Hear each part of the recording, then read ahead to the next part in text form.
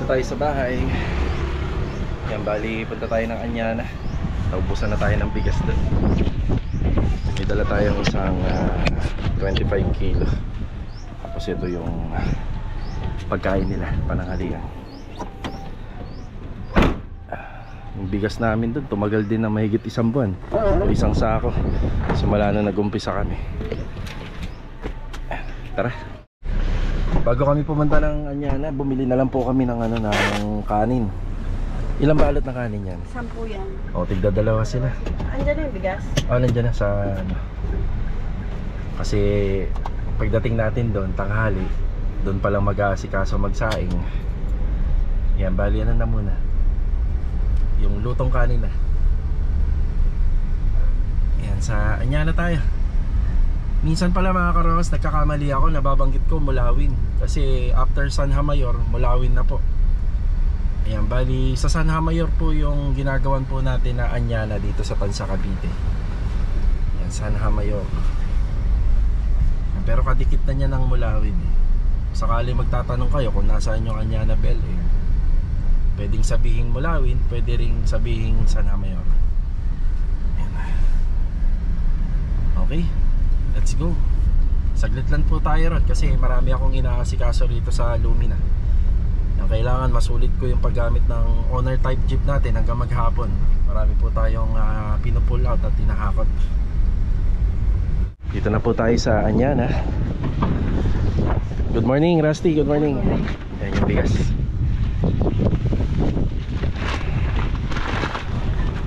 Ito yung ulam nila.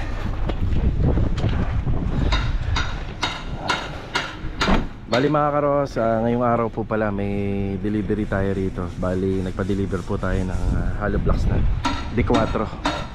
So magsi second floor na po tayo rito. Magsi-CHB laying tayo papunta dun sa taas, sa second floor.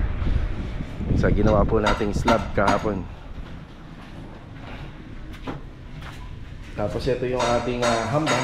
Yan, binili po natin to sa Wilcon.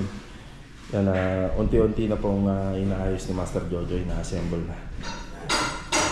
Tapos ito yung tiles. Kaya may tiles dito. Ito yung ginagamit namin pang skwala. Yan, maganda po yung nito. Angle perfect po ito. Si Master Jojo, good morning. Good morning. Good morning, good morning. Yan. Ito yung D4 na hollow blocks. Ayan. D4. Tapos yung mga hollow blocks na nandito nung nakaraan na D5, ito naman yun. Ayan. Yan ang nadamay nila yung kabilang part na yun. Nabuhusan po nila. Sintada na taas. Tapos yung mga sidings ng biga na pwede na tanggalin yan, tinanggal na po nila.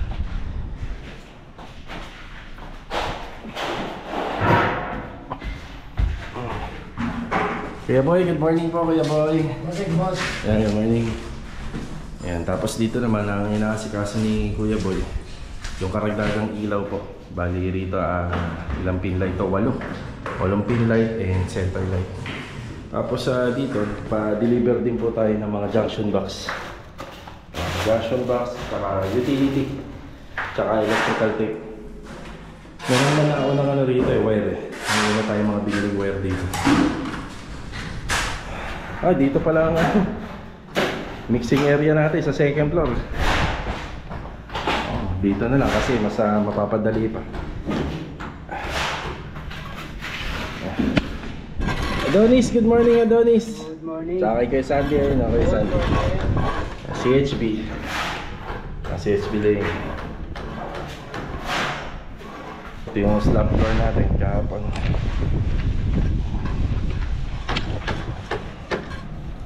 Yung mga sidings yung binabaklas na biga.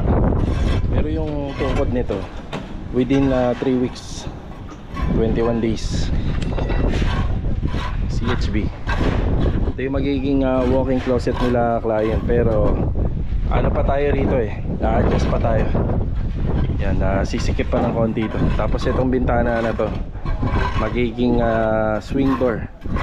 Yan, magiging swing door po yan. Magiging pintuan.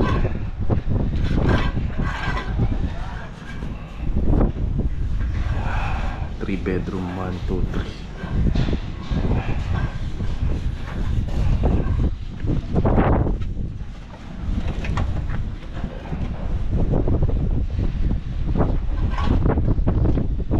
ng hangin. Ang hangin dito, nakaka-relax. Yan yung sidings ng biga natin. Papansin nyo sa biga, may gap din, kagaya ng asintada natin sa baba. Kaya kailangan may gap din po siya.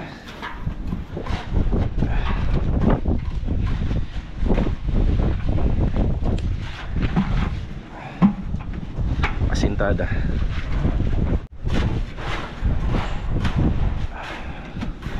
Kapal ng biga namin. 20 by 40. Actually, itong ginawa po namin dito, kahit hanggang 3rd floor kaya to eh. Tutusin lang. Yan dyan. Sinunod lang namin dito talaga yung plano. Pero ito cantilever na wala na po tong wala na po tong poste at saka biga.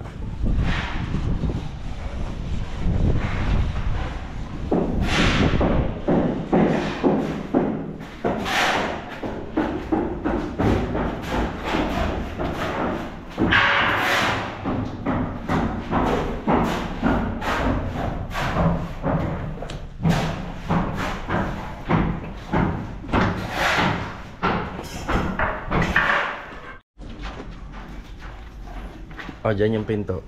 Tapos ito kasi hollow blocks pa, no? Kahit 7 ano lang ito eh, 70. Okay 70. Dito, pwede makapaglagay pa rin. Oh, hollow blocks pa kasi. Pero kung sliding yan, Hindi na. 120. Hindi na makakapaglagay. Ay, may ano ka pa rin. Ito pwede pa rin. Oh, siya. Sige, sige. Kung gano'n na lang, 70. Oo. Swing door. Nandito tayo sa bandang laundry area.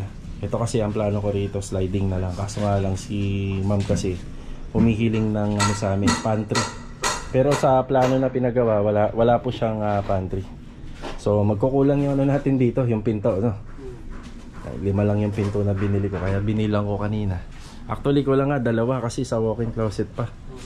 Yun, hindi namin na sinama pa yun. Yung sukat kasi dun sa walk-in closet ay sukat ng aluminum. Di bale, pwede naman namin ihabol na lang to. Yan, ihabol na lang namin to. Madali na lang po yan. Tsaka yung doon sa taas. Oo, no? Parehang 70 cm. Yan. Okay na po muna sila rito. Yan sila muna. Yan, nakaschedule na po tayo dito sa Hamba. Kasi kailangan mauna itong maikabit para yung sa floor tiles natin sa 2nd floor. Eh, naka ano na rin po siya, naka level na. Alright.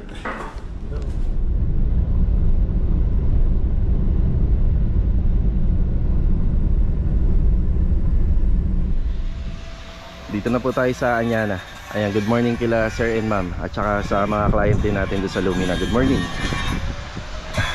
Yes, Sandy, good morning po. Yan, bali pinapaayos na po namin dito yung sa harapan. Ayan na, pinapaayos na para dito naman po tayo magpoporma ng poste. Siya nga pala, ulitin ko, dito sa Anyana, kung lalagpas po yung mga materialis namin dito sa sidewalk, bibigyan naman po nila tayo ng 24 hours para maibalik po natin dun sa perimeter area. So hindi naman po tayo bibigyan kagad ng violation, pero kung uuwi kami tapos makalat po, ayun, may violation tayo. 1,000 hanggang 2,000 po yung multa. Ayan. Ayan.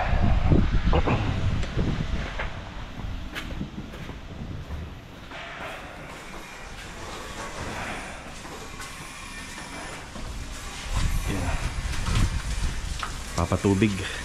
Ang ganyan po araw-araw yung biga. Yan, tinutubigan yung slab.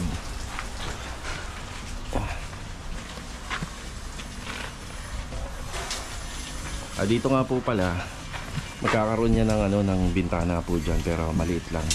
Siguro alin man dito sa mababaklas kung pwede. Kasi may sukat lang po kami na susundin po doon. Ma-adjust po yan. Yung pader pa po doon sa master's bedroom, papunta po rito sa walk-in closet. Tapos sa walk-in closet magkakaroon po syempre ng doon, ng cabinet. Titingnan natin kung magpapasadya pa or pwede na siguro to yung bintana na mababaklas dito.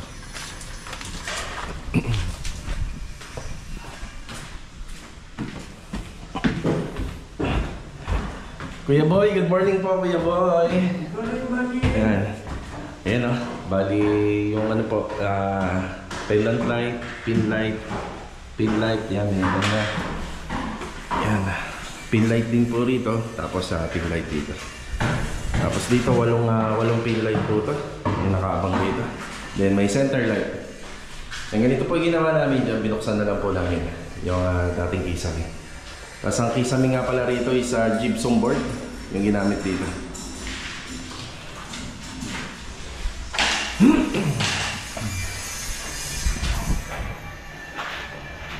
Yeah.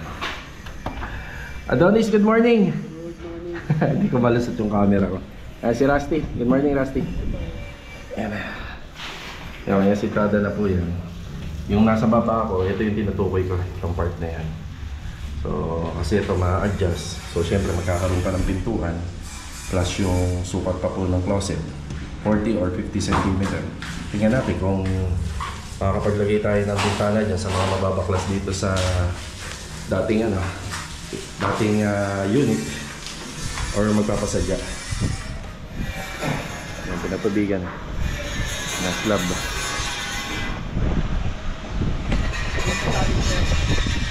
Yun nga, yun yung sa si ma-adjust pa to. Siyempre yung walking closet niya nandito eh. Yung closet niya nandyan, isang haba. 120. Yeah, 120 nga, tama ako, 120. Baka ang mailagay na lang na bintana 40 cm or 50 cm, no? Maliit na nga lang, baka magpasadya nga. Papasadya na lang siguro. Oo nga eh. Pinto pa tayo dito. Ay, may pintuan pa dyan.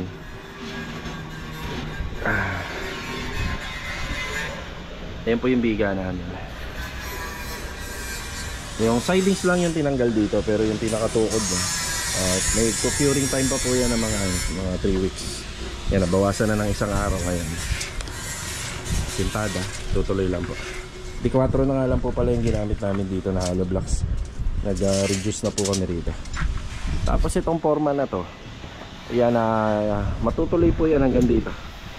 Yan, hanggang dito, yung pinaka-forma ng bahay. Tapos yung binaklas namin na grills dito, yan, malilipat po yan dito banda sa dulo. Yan, para nasunod pa rin po yung pinaka facade design nitong bahay.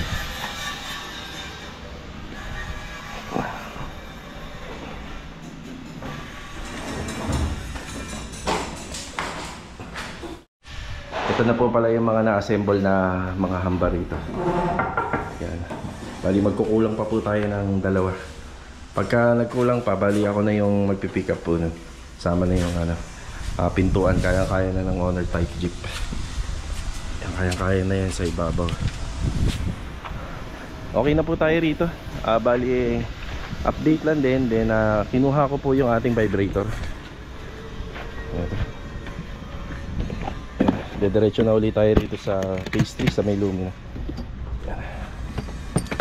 Tara, na-late na po tayo ng dating dito sa Anyana. Yan, nag-aalala na yung tropa. Mukhang kala nila hindi ako babalik. Yo, pakikuha na lang yung ulam sa likod. Dito. Break time na po.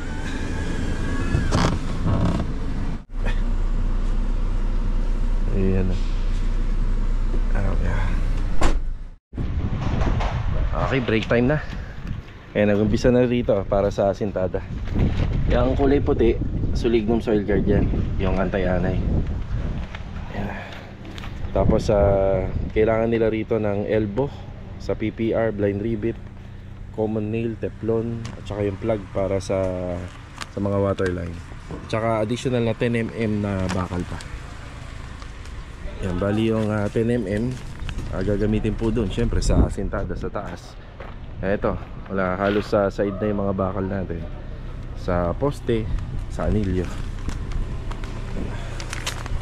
Bali papa-schedule tayo na hakot pa ng back dito para lumuwag-luwag na. Ito naman, malaking kaluwagan to kapag natanggal po to. Yan, stock file na natin yan. Yang area na yan. Okay, bye, kain na. Sige lang nga.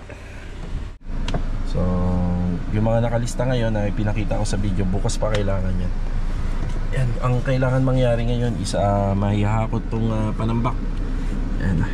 Hindi na mahihirapan yung maghahakot dito kasi pati sako pwede na yung i-pull out yan. Okay. Bali, hinintay na nga pala namin ni Mrs. na mag-open tong opisina sa Anyana.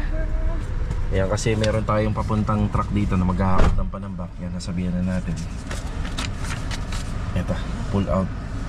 Yan, pull out gate pass para dun sa hakot panambak. Tapos dun sa pinakita ko kanina na listahan, bali ang nilagyan lang natin ng gate pass itong 30 pieces na 10mm. Yan, ito kasing ibang mga ano rito. Napakaliit lang po nito, mga fittings lang po para sa waterline. Tapos blind rivet lang naman to, box, teflon, common nail, PVC plug. Yan, maliit lang, hindi na kailangan yung gate pass. Okay, tara. Bumalik po tayo rito. Ayan na. Nakahakot na. Tinutulungan na lang po ng mga tropa.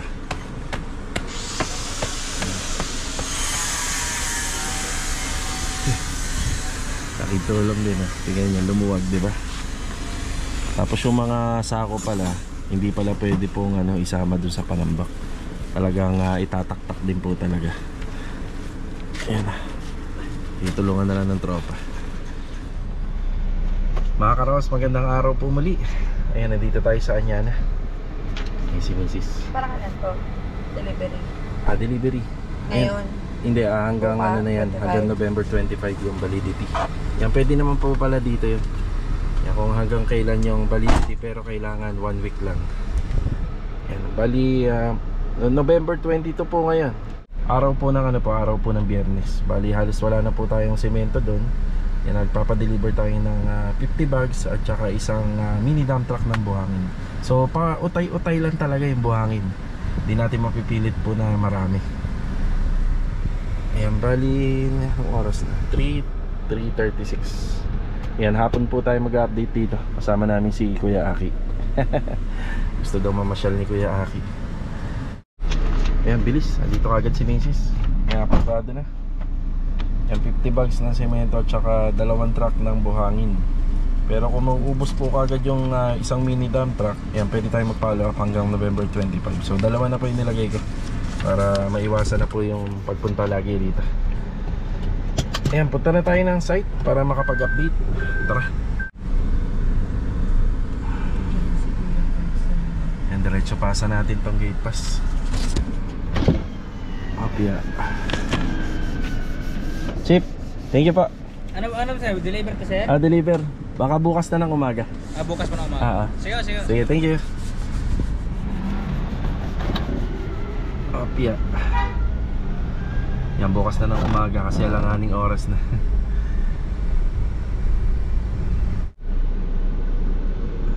Dito na po tayo.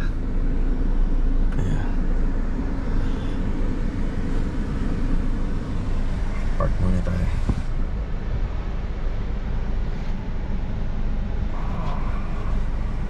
Ayan, balik tayo rito. Bali, ito nga po pala yung ikatlong update natin. Bali, pangatlong araw.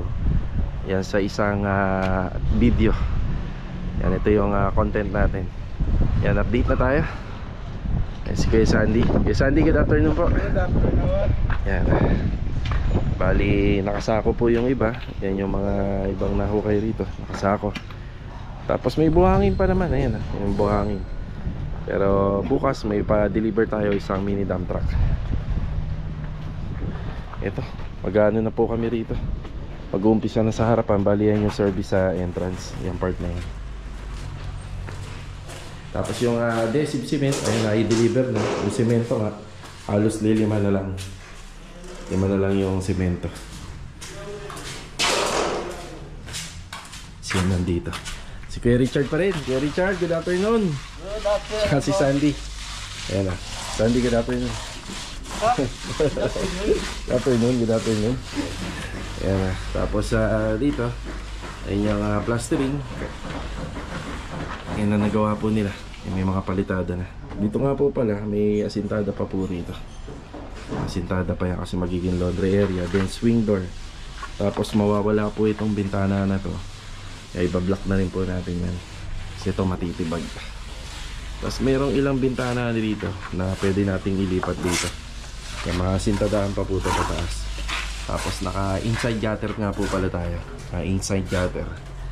Tapos ang bubong nito long span. Si Kuya Richard pa rin at saka si Rat. Ano nga? Kalimutan ko pangalan niya. Rusty. Rapi tuloy. Nagkaroon tayo ng Rapi. Uy, may bisita tayo. Psst, uy. Uy, may bisita tayo. Laki ng aso, no? Hindi nakakagat yun. Mabait naman. Mabait. Ano? Baka dito na lumaki yung anak niya. Ay sa taas. Sino nandito? Ay si Master Jojo. Good afternoon, Master Jo. Ay, good afternoon. Bukas na daw yung simento ha. At saka yung buhangin. Ayan. At saka si Adonis. Good afternoon. Adonis. Ayan, BBC pa na dito. So ito sa second room. Ayan, ano po tayo rito? Naka-cove ceiling. Ayan, naka-cove ceiling. Tapos ito PVC panel.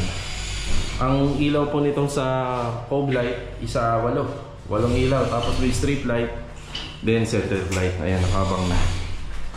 Ayan, center light natin. Ayan. Dito rin sa master's bedroom. Ayan, ganyan din po yung mga gagawin po dito. Tapos pagdating po rito sa walk-in closet natin, ito yung walk-in closet. Ay asentada niya, pinatutuyo na lang muna yung poste, then pwede na po natin ituloy yung asinta. Ayan. Bali ang magiging bubong po nito is long span din po, long span. Then pagdating po rito, ayan, pagdating po dito sa corner area, ito po ay polycarbonate. Yan ang plano po dyan, polycarbonate. Tanong natin kung pwede yung yero, yung iba nga naka-yero. Pero kung nagbe-base sila sa plano, yan, tingnan natin kung pwede. Ito nga po pala, ma-adjust po to. Tapos magkakaroon ng TV console. Yan, dyan banda. Tapos yung partition natin dito is basic method na lang po. Yun yung drywall. Tapos sa loob po nun, doon namin may papakapit or doon namin padadaanin yung cable ng pang-internet. Para pag nagpakabit ng internet po or TV Plus, nasa loob na siya. Hindi na po gagapang sa iba't ibang pader po.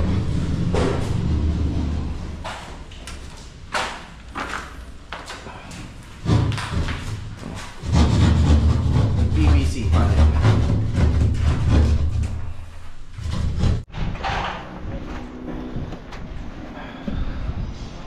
Sarap dito sa Nyana. Payapa ng hangin. Ito magkakaroon po ng railing to.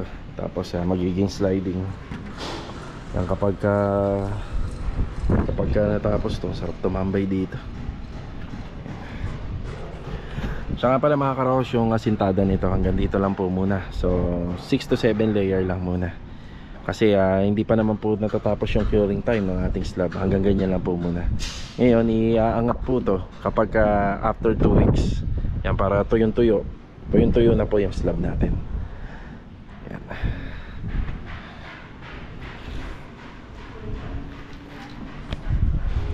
Tapos dito pagpapatuloy lang po yung sa cove ceiling.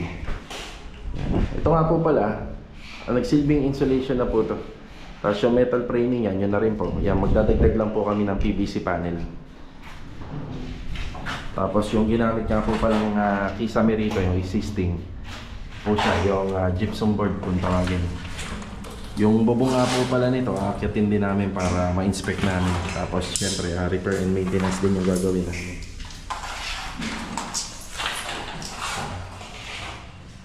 Cove ceiling. Dito plain lang, yung flat, pero naka PVC panel. Tapos lagyan na lang po ng kornisa yan paikot.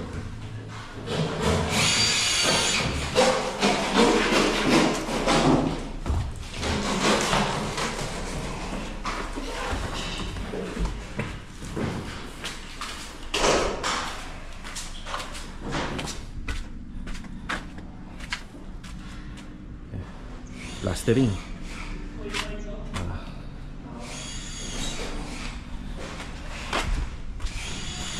Bukas, meron tayong extra simento darating. Tapos yung mga tubular na lang na gagamitin pa po dun sa taas. Ayan, i-compute na lang kung ilang peraso. Yung tungkol nga po pala sa mga window grills, balita ko kay JJ nung sinakatan niya to, halos sa ano na, halos sa kompleto na. Yan, tapos sa hamba nga po pala, may kulang pa po tayong dalawa tsaka yung pinto. Yan, tayo na po yung bibili na.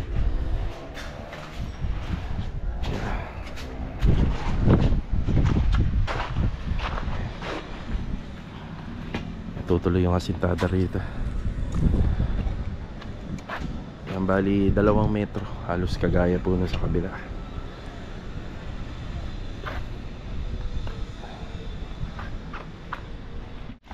Ayan, may kasama tayong varsity. Yeah. Varsity po yan, ha? Yan ang panlaban po, pandayo. Naku, tinapunan mo yata lang halo.